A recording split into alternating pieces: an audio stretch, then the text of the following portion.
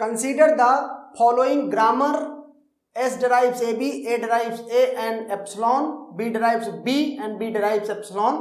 Okay, and construct the LR0 parse table for it.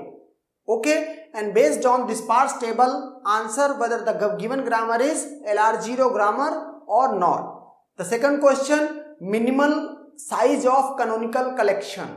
Okay, if means the grammar is not LR0, in that case you have to also answer about the total number of SR and RR conflicts.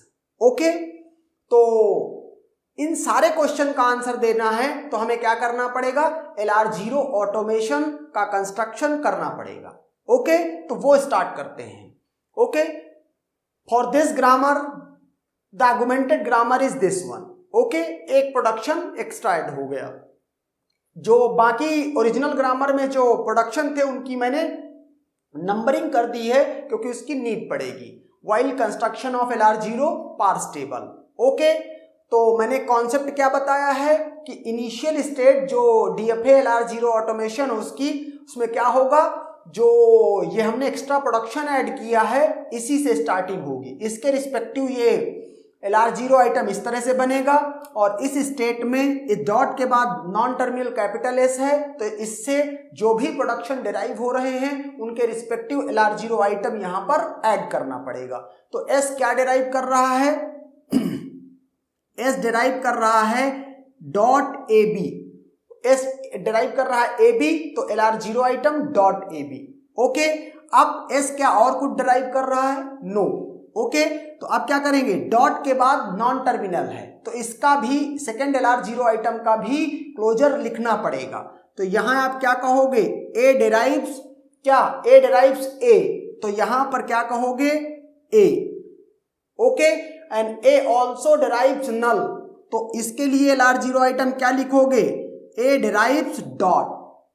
ये concept मैं already LR0 item की definition में बता चुका हूं.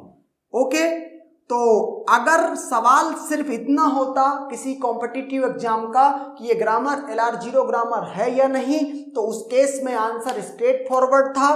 क्या कि ये जो एंट्री है ये कौन सी एंट्री है, शिफ्ट एंट्री है, और जो ये एंट्री है ये कौन सा है, रिड्यूस्ड आइटम है.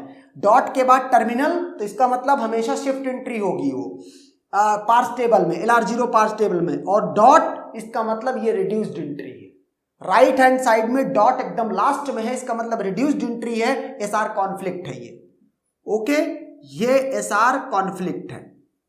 चूंकि SR कॉन्फ्लिक्ट है इसका मतलब इस LR0 पार्स टेबल में किसी एक सेल में I0 की एक रो में कोई एक सेल है जिसमें मल्टीपल एंट्रीज है. ओके, तो एक सवाल का आंसर तो ये हो गया, लेकिन हमको LR0 पार्स टेबल कंस्ट्रक्ट करनी है. अगर सिर्फ इतना ही जवाब होता तो मैं आगे इसको सॉल्व नहीं करता, लेकिन मुझे और भी क्वेश्चंस के आंसर करने हैं, therefore means I would go further. तो अब यहां से अगर देखें तो पहले प्रोडक्शन के लिए क्या करेंगे, S dash derives S dot. क्या और कोई LR0 आइटम है जिसमें डॉट के बाद कैपिटल S है? नहीं. अगर होता तो इसी स्टेट में जाता. इसमें क्या करेंगे, कैपिटल A, S डिराइव्स क्या, A डॉट B, और ये डॉट के बाद नॉन टर्मिनल है B, तो B के लिए क्लोजर लिखा जाएगा क्या, B डिराइव्स B, तो ये भी कैसा हो जाएगा, LR0 आइटम इसका बनेगा B, और B डिराइव्स B, नल भी डिराइव कर रहा है तो यहां से ये एक फिर से बन जाएगा.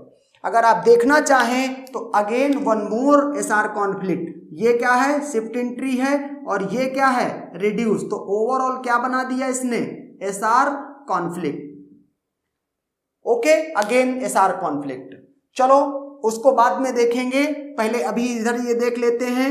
थर्ड LR0 आइटम के लिए डॉट के बाद टर्मिनल A है तो इसके लिए मैंने क्या बना दिया, A डॉट, डॉट शिफ्ट कर गया तो ये एक स्टेट बन गई. और ये तो रिड्यूस्ड आइटम है, ये फोर्थ वाला LR0 आइटम ये ऑलरेडी रिड्यूस्ड आइटम है और इसीलिए इसके लिए कोई एज नहीं बनती है. आपने आगे भी देखा हो, पीछे भी देख रखा है एग्जाम्पल्स में कि जब कोई आइटम रिड्यूस हो जाता था तो उसके वो फर्दर फिर किसी और स्टेट में ट्रांजिशन कुछ भी नहीं कराया जाता था, वहीं पे स्टॉप कर दिया जाता था. ओके, तो इसका मतलब ये स्टेट और ये स्टेट तो कंप्लीटेड आइटम है, रिड्यूस्ड आइटम है, इस पर बात करेंगे। ओके, इस पे डॉट के बाद बी है तो उसका ट्रांजिशन देंगे S derives A B dot. Okay, S derives A B dot, तो ये डॉट के बाद कैपिटल बी और किसी में नहीं है, इसीलिए मैंने एक स्टेट में एक ही प्रोडक्ट LR0 आइटम रखा है। अब इसके बाद बात करेंगे क्या, बी पे, तो B derives B dot. Okay, और चूंकि डॉट के बाद भी किसी और LR0 आइटम में नहीं था इस सेट में, इसीलिए सिर्फ इकलौता LR0 आइटम यहां पर लिखा गया है।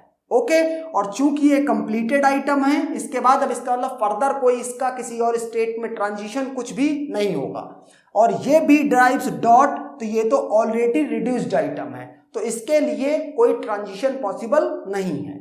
ओके, इस तरह से आप देख सकते हैं कि ये LR0 आइटम ऑटोमेशन कंप्लीट हो चुका है।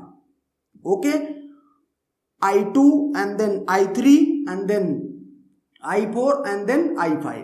ओके, अब इसको देख करके क्या करेंगे, पार्स टेबल कंस्ट्रक्ट करेंगे। तो I0 स्टेट में मतलब पहली रो कैपिटल S किस स्टेट में गया, 1 पे। ओके, कैपिटल S तो इसमें क्या फिल करूंगा, 1। Okay, capital A non terminal है, जब भी नॉन टर्मिनल होगा तो आपको गो टू में जाना है। कैपिटल A I2 में गया है तो यहां क्या करूंगा, 2। ओके, और यहां पर एक ये वाला आइटम क्या है, रिड्यूस्ड आइटम है, तो इसके लिए रिड्यूस्ड एंट्री सबसे लास्ट में फिल करते हैं। तो बस मैं ध्यान रखूंगा कि यहां पर एक LR0 आइटम रिड्यूस्ड आइटम पड़ा हुआ है। इसके बाद मैं आता हूं ये टर्मिनल A पर, तो यहां से टर्मिनल A पर मतलब शिफ्ट एंट्री है, किस स्टेट पे गया है, 3 पे, S3। तो I0 में A के नीचे S3। ओके, शिफ्ट एंट्री है, थर्ड स्टेट पे गया है तो S3, जो थर्ड जिस स्टेट पे जाता है उसको सबस्क्रिप्ट बना देते हैं। ओके, तो I0 का काम हो चुका है। I1 को बाद में देखूंगा। I2 पे बात करते हैं। I2 में एक नॉन टर्मिनल पे मीन्स ट्रांजिशन है, तो I2 पे आओ, और जो कैपिटल B पे ट्रांजिशन है और 4 पे गया है। ओके, तो मैं क्या करूंगा, I2 पे कैपिटल B पे और ट्रांजिशन 4 पे हुआ, 4 state number I4 that is 4। Okay, now I2 से B पर क्या हुआ है, ट्रांजिशन हुआ है, डॉट के बाद टर्मिनल मतलब शिफ्ट एंट्री, I2 के बाद B मतलब यहां पे कुछ फिल करना है। क्या फिल करूंगा, B डिराइव्स B मीन्स ये शिफ्ट एंट्री है, तो S और 5, S5 यहां पर फिल करूंगा। ओके, सॉरी, और कुछ पॉसिबल है क्या, और कुछ इस पे पॉसिबल नहीं है। एक रिड्यूस्ड एंट्री यहां पर जरूर है, तो इसको हम रिड्यूस्ड एंट्रीज को बाद में देखते हैं। अब ये भी रिड्यूस्ड है, ये भी रिड्यूस्ड, ये भी रिड्यूस्ड, तो अब हमको रिड्यूस्ड एंट्रीज देखनी चाहिए। ओके, तो मैं ये I3 से स्टार्ट करूंगा। I3 में A डिराइव से प्रोडक्शन नंबर क्या है, डिराइव से 2, तो मैं क्या कहूंगा, R2 कहां फिल करूंगा, I3 रो में एक्शन पार्ट में जितने टर्मिनल हैं उनमें सब जगह पर। तो I3 में आ जाऊं, पहले ये है टर्मिनल, क्या है, ये तीन मीन्स सेल्स हैं, और उन पे क्या भरूंगा, R2, ये रिड्यूस्ड एंट्री और सेकंड प्रोडक्शन नंबर, तो R2 यहां तीनों जगह पर फिल करूंगा, R2 और R2। ओके, ये स्टेट का काम हो चुका है। अगर बात करूं I0 की, चूंकि I0 में भी एक रिड्यूस एंट्री है, A डिराइव्स डॉट, तो A डिराइव्स डॉट किसकी वजह से था, A डिराइव्स एप्सिलॉन की वजह से था। ओके, तो रिड्यूस एंट्री है, प्रोडक्शन नंबर क्या है, 3, R3 भरूंगा I0 रो पे। ओके, तो यहां पे भरूंगा क्या, R3। ओके, सिमिलरली कहां पर, इस I2 में B डिराइव्स डॉट एप्सिलॉन की वजह से आया होगा। प्रोडक्शन नंबर क्या है, 5, तो R5 फिल करूंगा I2 रो पे। ओके, R5 यहां पर क्या, R5 और यहां पे क्या, R5, ये इस सेल में है R5। ओके, और सिमिलरली ये S3 R3 ये A वाली सेल पे है, तो इसके लिए भी मैंने एंट्री फिल कर दी है। Okay, now come to I4 S डिराइव्स AB, production number 1, reduce entry, तो R1, और यहां पर I5 production B derives B, fourth production number, reduce entry है, तो R4 R4 R4।